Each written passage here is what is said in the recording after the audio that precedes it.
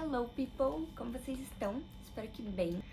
Bom, hoje eu vou falar sobre um assunto muito polêmico, que é a primeira pergunta de todos os estudantes, né? Ah, tá bom, estou indo para Dubai, estou indo, já fechei o meu intercâmbio, mas e depois como é que eu faço com a minha acomodação? Essa é a pergunta chave, mas antes de te contar tudo sobre a sua acomodação, já deixa seu like aqui no meu vídeo, se inscreve no meu canal, me segue aqui no Instagram que eu posto várias dicas, como que é a minha vida em Dubai, como é a vida real de um intercambista em Dubai, então me segue lá e já vamos pro vídeo. Sem muitas delongas, né, eu preciso contar pra você que a sua moradia, a sua acomodação vai ser a despesa mais cara, mas assim, mais cara que você vai ter em Dubai, tá? Não é muito barato, não fique convertendo valores, não faça comparação com o que você paga no Brasil, porque você vai ficar maluco. A boa notícia é que os salários, enfim, são compatíveis, né? Num outro vídeo eu vou falar um pouquinho mais sobre trabalho e salários, então fica ligado aí, se inscreve aí bonitinho no canal para você receber todos esses vídeos em primeira mão, tá? Pensando nisso, né, aqui em Dubai também o sistema de aluguel é um pouquinho diferente, né? Também é contrato de um ano, assim como no Brasil, porém você não paga mensal, né? Igual a gente faz pagando um boleto mensal da imobiliária, enfim. Você geralmente deixa cheques e nem sempre a opção desses cheques é cheque mensal, tá?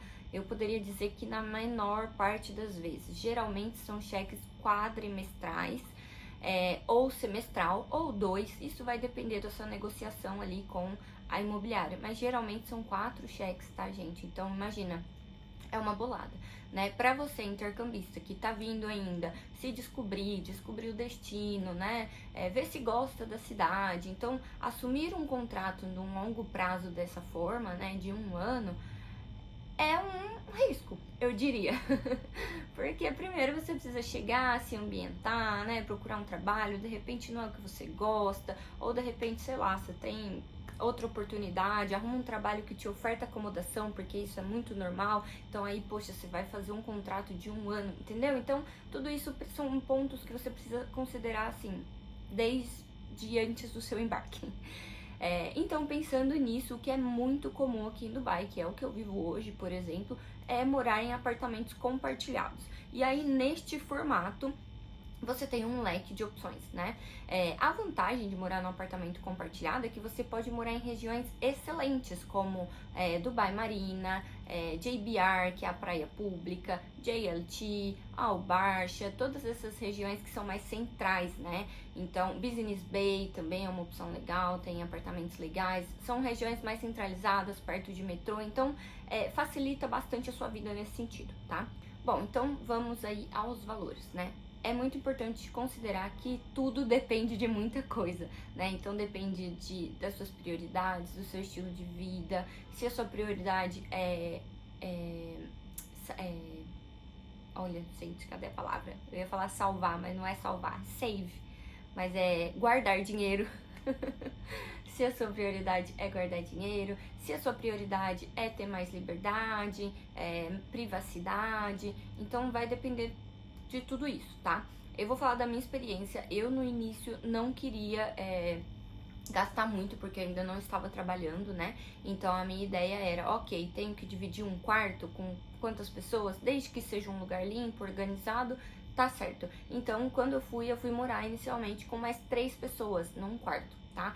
Ah, Letícia, nossa, 3, 4 pessoas num quarto. Sim, gente, mas não é curtiço, tá?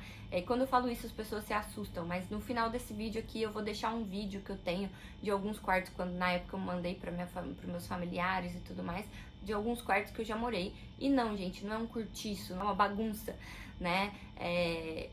Os quartos são grandes aqui, então quando a gente aluga um quarto, você vai ver que vai estar lá Master Room, ou então Single Room, ou então Partition. Esse Partition aí eu não queria, porque é um negócio que é uma cama, assim, parece uma latinha de sardinha. Tudo bem, você tá sozinho, mas é só isso, você só dorme ali dentro, assim, você não dá um passo pro lado nem pra frente, né? Então tem que ser bem cuidadoso aí quando estiver pesquisando as suas acomodações, tá? Então, na época eu dividi um quarto, um master room. Aquele master room tinham 4 pessoas naquele quarto e o valor dele era 6.000 dirhams. 6.000 dirhams por 4 dava 1.500 dirhams, o que é muito barato, tá? Você nunca na vida vai encontrar uma moradia nesse valor. Então, essa foi a minha prioridade. Pagar pouco porque eu queria guardar dinheiro e quando eu começasse a trabalhar queria ter oportunidade de viajar e tudo mais. Então, essa foi a minha prioridade pessoal. Então, eu morei lá ali por 1 ano, inclusive, naquele modelo que vocês vão ver aí no final do vídeo, tá? Depois eu mudei para um quarto só com uma colega, mas ainda estava dividindo, também era um master room, era o mesmo valor, então de 1.500 eu passei a pagar 3. E aí depois, agora eu tô num quarto sozinha, mas ainda assim é compartilhado. E aí eu tive a sorte de encontrar por pouca coisa de diferença, por 3.500 dirhams, tá? Mas aí a faixa dos valores eu vou deixar aqui na legenda, tá? Vamos considerar aí valores deste ano. Talvez, não sei quando você tá vendo esse vídeo, se for muito mais pra frente, é importante também considerar a época do ano, né? No verão, os valores, né? Os aluguéis tendem a baixar um pouquinho porque as pessoas saem do país, né? Aproveitam pra viajar, pra não ficar aqui no verão e tudo mais. Então, a demanda diminui, né? E aí a oferta e demanda, né, gente? Essa lei aí que a gente já conhece. Então, no inverno, os preços aumentam e etc. Enfim. E aí, né, posteriormente, quando você já tá construindo a sua vidinha, já tem um tempinho aqui em Dubai, né, já tá seguro de que é o país que você escolheu para ficar, aí sim você pode pensar em alugar um apartamento para você, um flat, né, de repente numa região mais afastada, né, de repente aí durante esse ano você já tirou carta, que para tirar carta a gente precisa fazer um processinho aí, então de repente você tirando essa carta, comprando um carro, que não é algo absurdo de caro, você pode morar numa outra região, e aí uma outra região que é mais longe de metrô, transporte público e tudo mais, obviamente vai ser mais barato. Então tem todas essas dicasinhas aí que você precisa considerar, tá? E agora, pra terminar, eu vou deixar algumas dicas pra vocês. Os aplicativos que eu tenho de dica também vou deixar na legenda desse vídeo, tá? Então dá uma olhada aí, clica, baixa eles antes de vir. Mas é legal você olhar pra ter uma ideia. Vou colocar aqui também alguns bairros interessantes pra morar. Mas é importante visitar sempre, gente, sempre visitar pessoalmente, entender quem que é aquela pessoa. Não tenha vergonha de pedir uma foto do Emirates ID da pessoa que tá te alugando, porque tem muito golpe na internet, né? Não só no Brasil acontece essas coisas, no mundo inteiro. Então, às vezes a pessoa anuncia, pede um valor de depósito. É muito comum ter um valor de depósito também de segurança em todo tipo de aluguel. Você vai pagar um depósito de segurança, tá? Então, isso acontece alugando quarto, alugando apartamento, alugando, dividindo, enfim, qualquer modalidade. Você vai pagar esse depósito de segurança, tá? A famosa indicação, recomendação, né, gente? Não tem nada mais seguro, entre aspas, do que isso. Então, conversa com seus colegas, às vezes na escola que você tá estudando, já tem bastante gente que já tá alugando quarto, que não tá mais na acomodação da escola. Enfim, então peça o telefone, o contato e etc. E que é muito mais seguro, né? Vamos dizer assim, tá bom? É tudo isso sobre a acomodação, né? Algumas diquinhas aí, a realidade. No vídeo aqui na sequência eu vou deixar os videozinhos pra vocês terem uma noção de onde eu morei. Essa é a minha experiência, né? Mais uma vez, se você tem a possibilidade, Letícia, eu tô indo com uma grana legal, eu quero alugar um apartamento, eu quero alugar por Airbnb, tem muito Airbnb aqui também, fique mais do que à vontade, tá? Essa é uma escolha sua, mas eu procurei muita informação de como poderiam ser as acomodações, as moradias, quais as opções na internet quando eu estava fazendo meu intercâmbio. Eu não encontrei, então eu espero que esse vídeo de fato possa te ajudar e possa trazer um pouquinho do que é a realidade de fato, né? Porque às vezes a gente, é porque eu já moro sozinho, eu alugo meu apartamento, eu tenho meu apartamento aqui na minha cidade, no Brasil, mas é que a realidade é um pouquinho diferente, né? Então a gente como estudante, a gente ainda, né, dando uns passinhos ali mais instáveis, tem coisas que a gente precisa se resguardar. Então você com certeza vai acabar alugando um quarto num apartamento compartilhado, tá? E aí o apartamento compartilhado, né, só pra